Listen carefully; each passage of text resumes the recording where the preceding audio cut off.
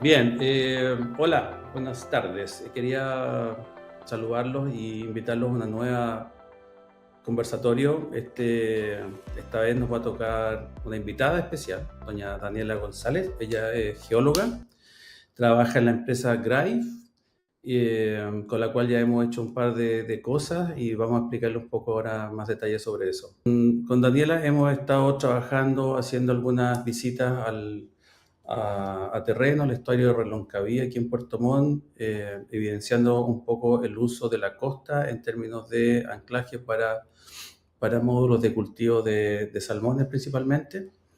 Y bueno, quería presentársela. Daniela, ¿estás por ahí? Hola Alonso, mucho Hola. gusto. Oye, nada, la idea es como conversar un poquito sobre riesgos geológicos en la industria costera aquí en Chile, en el sur. Impacto y soluciones, es un poco el tema que vamos a discutir hoy día. Para partir con esto brevemente, cuéntanos un poco sobre este tema de los riesgos geológicos. ¿Cómo lo ves tú desde el punto de vista de lo que has podido ver y hacer? Bueno, yo soy de profesión geóloga, entonces eh, meterme un poco en el mundo de la actividad acuícola fue algo súper nuevo y no existe mucho trabajo asociado a el trabajo geológico junto con la actividad acuícola. Pero esta actividad se encuentra como en riesgo por la actividad geológica que existe en nuestro país. Las costas de Chile, sobre todo las costas que están al sur de Chile, donde se realiza la actividad acuícola o donde es más presente la actividad acuícola, son zonas bastante variadas. Y no solo por la geología, sino que también por la geografía. Nosotros podemos observar en la zona sur distintos tipos de topografía, como son los fiordos, presencia de islas, costas que de repente son súper escarpadas, otras partes donde son más planas, como zonas de desembocaduras de ríos o playas. Por lo tanto, la geografía es muy variable. Además, tenemos que sumar que Chile se encuentra en esto que se denomina el Cinturón de Fuego del Pacífico, que se caracteriza por ser una zona de subducción, lo que automáticamente nos convierte en un país sísmico y volcánico. Y en la zona de Aysén principalmente, hablando así como de la zona sur, ocurre algo bien interesante que es el punto triple, que es una zona donde convergen no solamente la placa Nazca con la sudamericana, que es como ocurre en casi toda la costa de Chile, sino que también aparece una nueva placa, lo que condiciona a una actividad tectónica un poco diferente a la del resto del país. También le podemos sumar que la zona del sur de Chile se encuentra con la presencia de una gran falla geológica, la falla Liquiñovsky, que en realidad son un conjunto de fallas geológicas que parte desde la novena región hasta el Liquiñe, hasta el istmo de Ofqui, que está en Aysén.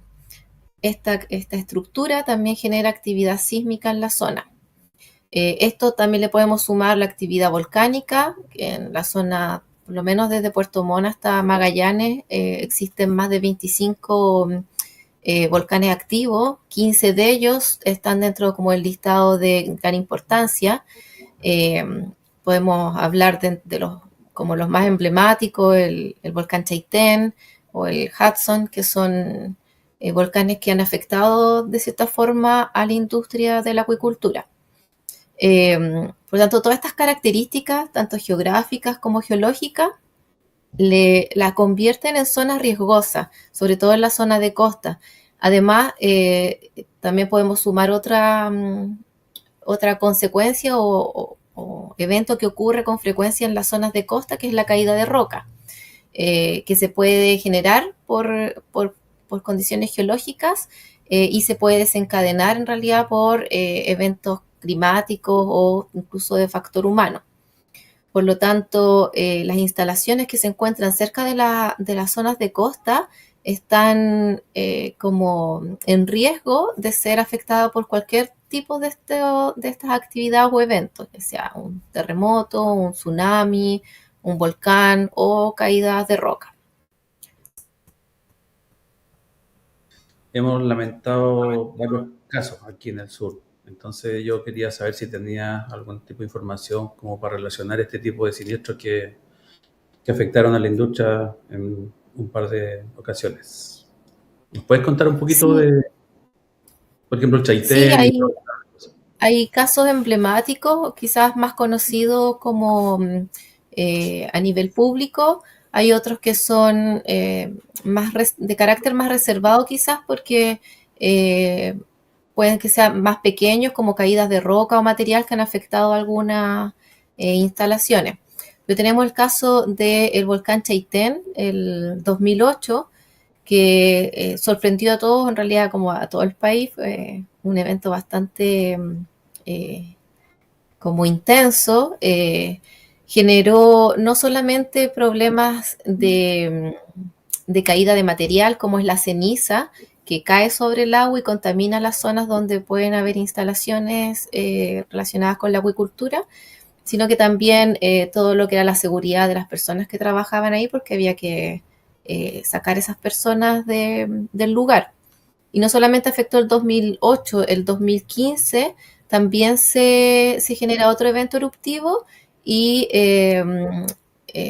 algunas empresas tienen que invertir en rescatar esos recursos, en este caso salmón, rescatarlo y sacarlo y llevarlo a otra zona. Uh-huh. Eh, O lo Otro que, caso, ¿cómo? o lo que queda de los salmones, porque esa vez Por lo fue... que quedaba, claro. Pero hay una empresa y tuvo que invertir en el proceso como de cambio de casa de los salmones para poder también seguir trabajando. Uh-huh. Eh, Hay otro caso que a mí bueno, no es que me guste el caso, o sea, geológicamente hablando, es un caso bien específico, bien interesante, que se produce el 2007 en el terremoto que afectó a Aysén, que posterior al terremoto o durante el terremoto se genera caída de roca.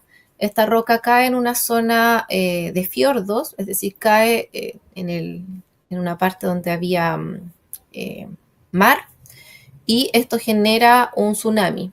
Y el tsunami afecta a las costas aledañas a esta zona, donde coincide que había una instalación de salmones y había personas, trabajadores ahí, y uno de ellos incluso pierde la vida. Por lo tanto, el- la posibilidad de prevenir quizás este desastre, en este caso, es un poco difícil porque hubieron hartos factores que desencadenaron el evento, pero hay otros que son más, por decirlo así, se pueden categorizar o se puede determinar que son riesgosos o no son riesgosos para esta industria. Vale. Hoy entonces estamos hablando de, obviamente, riesgos geológicos, eh, Sí. a los que estamos expuestos en esta industria. Al respecto, ¿qué nos podría contar un poco para poder tener esto más claro, de alguna forma? Como sobre los riesgos geológicos. Sí, sí. Mira, los riesgos geológicos se denomina riesgo geológico a un evento de origen natural que pueda afectar a instalaciones o a personas o generar daños finalmente. Como te comenté al inicio, en Chile tenemos un montón de sucesos geológicos o eventos geológicos que generan o pueden generar daños considerables. En el caso de la industria de la acuicultura, que trabaja directamente en el mar, el evento que se va a ver sí o sí afectado es por ejemplo, un evento, un tsunami, un terremoto. Posterior al terremoto se puede generar un tsunami y este va a cambiar las condiciones oceanográficas del lugar, por lo tanto puede afectar ahí a la resistencia o a la capacidad de la jaula o la instalación. Qué tanto lo afecte va a depender de dónde esté posicionada esta estructura y también de otras condiciones como condiciones oceanográficas propias del lugar o barimétricas también del lugar. Los eventos volcánicos también pueden generar generan todo lo que es peligro geológico con la caída de material, ya sea por ceniza, por material piroclástico que puede caer, que son como rocas que caen finalmente del cielo, y también por otros eventos que se generan en una erupción volcánica, que son los lahares, por ejemplo, que al derretirse el hielo con toda esta actividad con mayor temperatura, genera aluviones que caen por las laderas y arrasan con todo. Y así otro montón de eventos asociados al volcán como tal. Los sismos, terremotos, todos ellos pueden generar inestabilidad en roca o en material, el que puede caer también, como te comentaba al inicio, pueden caer en zonas costeras, generando o tsunami o incluso cayendo sobre estructuras o alguna instalación que exista en esa zona. Oye, y sobre este tema de aplicaciones de herramientas digitales o como ustedes trabajan en todo esto de inteligencia artificial, ¿qué herramientas disponibles existen como para poder aplicar en este tipo de casos? ¿Nos puedes comentar algo al respecto? Sí, mira, en relación a las herramientas como tecnológicas, por decirlo así, todavía no existe un uso masivo de estas. Generalmente lo que se hace son modelos y pruebas de distintas necesidades, pero yo creo que antes de pensar como en herramientas tecnológicas hay que pensar en las herramientas que tenemos hoy en día, y la principal para por lo menos saber si la instalación o el lugar donde estamos está en riesgo, es hacer una evaluación del riesgo, una evaluación geológica, un estudio geológico del lugar. En esto se pueden utilizar distintas metodologías, y en esas también podemos incluir metodologías con el uso de imágenes satelitales, monitoreos de volcanes, por ejemplo, sistemas de alarma también. Instituciones como organismos como el CERNA-GEOMIN, ellos mantienen monitoreo constante de volcanes, sobre todo los volcanes que son activos. Eh, y también otra gran herramienta creo que es la educación, y eso va como hacia todos los ámbitos. Eh, eh, Primero conocer el lugar, entender qué riesgos estamos al estar ocupando ese lugar, y cómo podemos accionar ante eventuales eventos que nos puedan afectar. Y eso va en la educación del trabajador, educación de las personas, eh, tener planes también de manejo ante emergencias, planes de evacuación, y también creo que ir mejorando o ir trabajando en conjunto con distintas especialidades dentro de una industria, para que se vaya abriendo un poco la forma de visualizar el entorno, porque no solamente puede generar, o sea, un problema geológico puede generar un problema a una instalación, pero también actúan otros factores, como son el factor climático, por ejemplo, eh, el factor oceanográfico, al estar instalados también sobre el mar. eh, Todas estas variables trabajan en conjunto y se deberían eh, generar como herramientas que fueran con múltiples variables, con variables geológicas, variables oceanográficas, climáticas, y también considerar todo lo que son los estudios de diseño de la misma ingeniería de las instalaciones. Ujú. Oye, y entonces, ¿es posible pensar en que uno podría prevenir esto o anticiparse o dado estos modelos que tú estás comentando con toda esta fuente de datos que existen o bases de datos que se van generando, es posible como pensar en tener algún tipo de, no sé, boletín o informativo para decir es posible que o está aumentando la probabilidad de tal o cual cosa en esta zona donde estamos ocupándola? O sea, hay como un mapa de riesgo, saber dónde estamos parados, por ejemplo. Claro, yo creo que hay distintas como etapas para entender finalmente el riesgo. Podemos hablar de susceptibilidad al decir que el lugar donde estamos es susceptible a que ocurra un evento, pero ahí no estamos diciendo cuándo va a ocurrir ese evento. Si tenemos más datos, podemos llegar eh, a identificar mejor el riesgo, pero predecir el riesgo es muy difícil. Ahora, yo no sé si será imposible hoy en día, por lo menos, gestionar, al conocer estas variables distintas de las que te hablo, quizás se pueden generar sistemas de alerta mediante cambios en las variables, es decir, cuando llueve mucho, si ya tenemos identificado una zona que es propensa a la caída de la roca, quiere decir que esta zona quizás debería entrar en alerta porque esa lluvia podría condicionar a que exista una caída de material. Nosotros como empresa desarrollamos un estudio para poder clasificar zonas en base a la susceptibilidad a verse afectados por distintos eventos geológicos. Y con estos mapas, uno puede identificar zonas que tienen,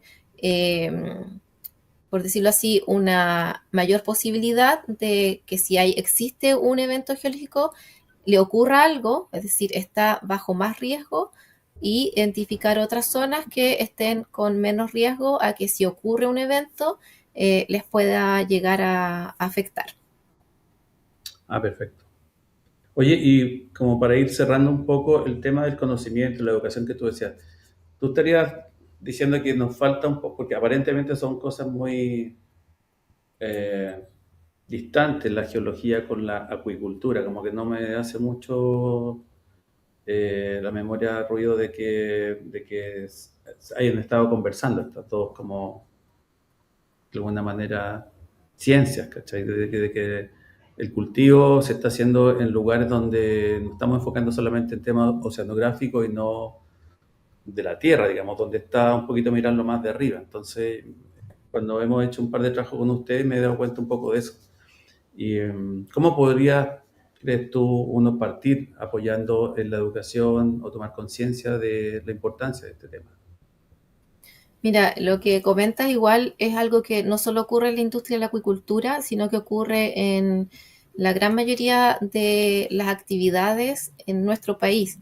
No, somos súper conscientes de que estamos en un país geológicamente activo, a diferencia de otros, y no incluimos esa información o esas características dentro de nuestro trabajo, porque al conocer nuestro entorno, nosotros podemos prevenir muchos problemas y hoy en día se están generando no solamente caída de roca o los problemas geológicos, eventos geológicos que afectan a la industria de la acuicultura, sino que a las poblaciones, en realidad cualquier actividad que esté o en las costas o en zonas de riesgo, en quebradas de los cerros, donde llueve intensamente, lo vimos hace poco, como en la zona central, donde muchas poblaciones fueron inundadas por estos eventos.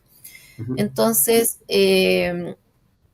esto es algo que, como en el mundo geocientífico, lo venimos peleando hace mucho tiempo.